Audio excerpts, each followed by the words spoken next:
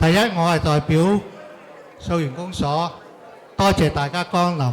第二呢，我係代表中華公所，向大家嬸母、長輩、兄弟姊妹同埋僑社各位好朋友喺呢度同大家講兩句新年嘅説話。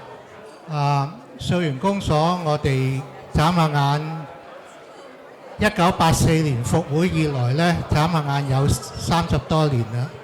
咁大家一路以來呢，對我哋公所都支持，令到我哋公所係覺得喺我哋僑社一份子，亦都喺呢度，我代表溯源公所呢，多謝大家，亦都代表中華公所，多謝溯源公所一直以來喺我哋嘅大家庭度服務我哋嘅僑社，服務我哋嘅長幼輩，都係喺呢度。